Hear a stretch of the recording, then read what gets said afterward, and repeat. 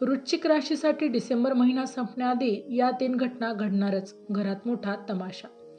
वृश्चिक राशीचे आयुष्य बाहेरून शांत दिसत असतं, पण आतून नेहमी संघर्षानं भरलेलं असतं. तुम्ही कधीही सहज काही मिळवलेलं नाही. प्रत्येक गोष्टीसाठी तुम्हाला स्वतःची, परिस्थितीशी आणि नशिबाची लढावं लागतं.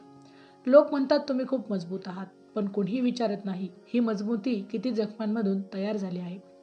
गेल्या काही वर्षात तुम्ही एकच गोष्ट अनुभवली आहे, थांबा, थोडा अजून थांबा, अजून वेळ आली नाही. हा काळ योगायोग नव्हता, हा कर्माचा तिसरा अध्याय होता. या अध्यायात तुमचं मन मोडलं, विश्वास ढासळला आणि स्वतःवरही शंका आली. पण हे सगळं शिक्षा नव्हती, ही एक परीक्षा होती. आणि आता जे काही घडणार आहे ते तुमच्या आयुष्याची दिशा बदलून टाकणार आहे.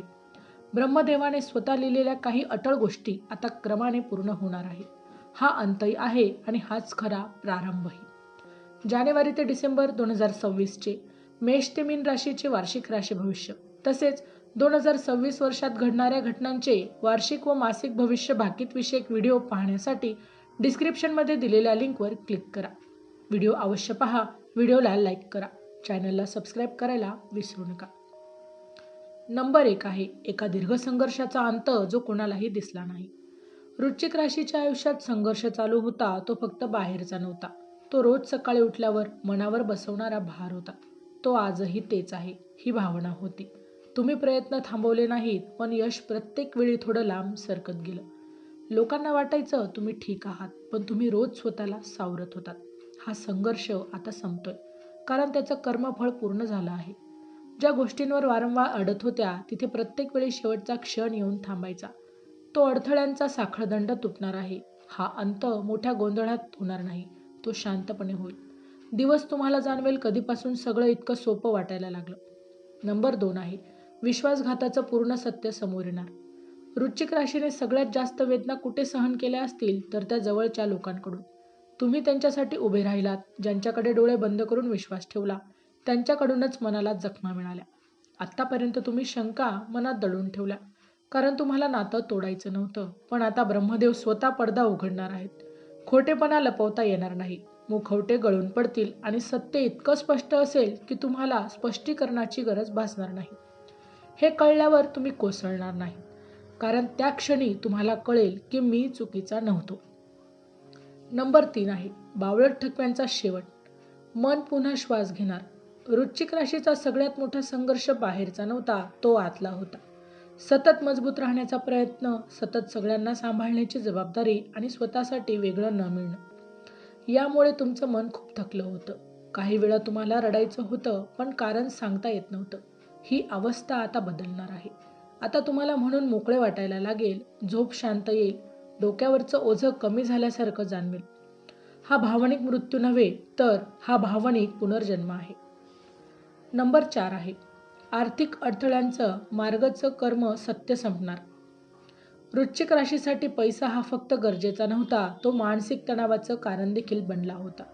मेहनत करूनही पैसे अडकत, पैसे येणार म्हणून आशा आणि शेवटची निराशा, किंवा पैसे असूनही समाधान न मिळणं, हे सगळं कर्माशी संबंधित होतं. आता तो काळ संपतोय, एक नवा मार्ग उघडेल. कदाचित नवीन काम किंवा जुन्याच ठिकाणी बदललेली भूमिका. हा बदल हळूहळू पण स्थिर असेल आणि तुम्हाला पहिल्यांदा जाणवेल आता मेहनतीचं फळ मिळतंय. नंबर 5 आहे आयुष्य वळण घेणारा निर्णय जो टाळता येणार नाही. वृश्चिक राशीच्या आयुष्यात लवकरच असा क्षण येईल जिथे दोनच मार्ग असतील, जुना सुरक्षित मार्ग किंवा अनिश्चित पण खरा मार्ग. हा निर्णय घ्यायला कोणी भाग पाडणार नाही, पण आतून एक अस्वस्थता तुम्हाला सांगेल आता थांबू नकोस. हा निर्णय घेताना भीती असेल, पण पश्चाताप नसेल. हा निर्णय तुमचं भविष्य बदलणारा आहे, कारण तो तुमच्या आत्म्याशी जुळलेला असेल. नंबर 6 आहे ज्यांनी कमी लेखलं तेच आता मान द्यायला लागतील. वृश्चिक राशीला नेहमीच कमी बोलणं सहन करावं लागलं. तुमच्या शांत स्वभावाला कमजोरी समजण्यात आली. तुमचं गुपचूप काम करणं लोकांना दिसलंच नाही. काही लोकांनी तुम्हाला मुद्दामच बाजूला ठेवलं. काहींनी तुमच्या यशाची थट्टा केली, पण तुम्ही काही बोलत नाहीत. आता परिस्थितीही बदलणार आहे. जिथे तुमचं मत विचारलं जात नव्हतं, तिथेच तुमचं मत महत्त्वाचं आता ठरणार आहे. तुमचं अस्तित्व स्वतःच आता बोलू लागेल. हा बदल नसून कर्माचा एक समतोल आहे. नंबर 7 आहे एक नवी भूमिका, जबाबदारी जी तुम्हाला वर नेईल. वृश्चिक राशीवर आता ब्रह्मदेव स्वतः विश्वास ठेवत आहे. म्हणूनच तुमच्यावर एक नवीन जबाबदारी दिली जाईल. ही जबाबदारी सुरुवातीला ओझ्यासारखी वाटेल, कारण तुम्ही आधीच खूप काही सहन केलं आहे. पण ही भूमिका स्वीकारल्यावर तुम्हाला जाणवेल हीच गोष्ट तुम्हाला हवी होती. कुटुंबात, कामात किंवा समाजात तुमचं स्थान बदलणार आहे आणि हा बदल कायम स्वरूपी असेल.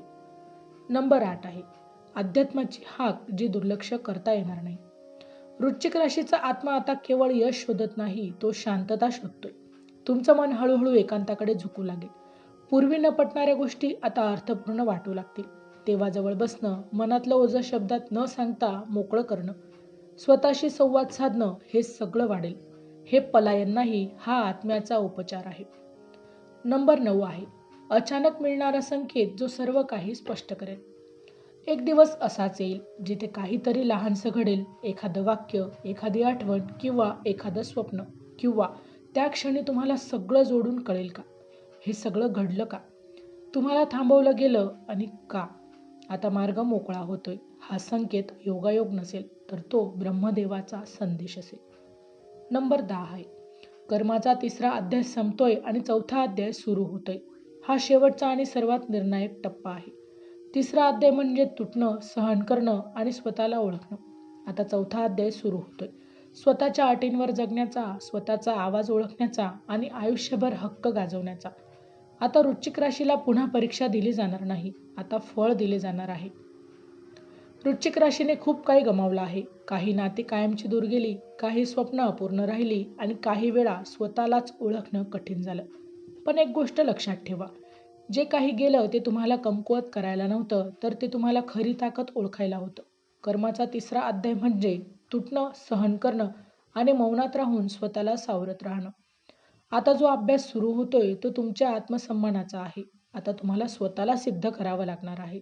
तुमचं अस्तित्व पुरेसं असेल. आता लोक तुमचं ऐकतील, कारण तुम्ही आवाज वाढवला नाही, तर वजन वाढलं आहे. जर आजही तुम्ही संघर्षात असाल, तर समजा हा शेवटचा टप्पा आहे. कारण ब्रह्मदेव कधी अर्धवट कथा लिहित नाही. ते अध्याय पूर्ण केल्याशिवाय पुढे उघडत नाही. वृश्चिक राशीचा कर्माचा तिसरा अध्याय संपतोय आणि यावेळी तुमची कथा तुमच्याच बाजूने वळते. तर माहिती आवडली असेल तर अवश्य शेअर करा. अशाच प्रकारची नवनवीन राशीविषयक माहिती मिळवण्यासाठी आमच्या लाईफ प्रेडिक्टर या यूट्यूब चॅनलला अवश्य सबस्क्राईब करा. पुन्हा भेटू अशाच एका नवीन राशीसह. तोपर्यंत श्री स्वामी समर्थ.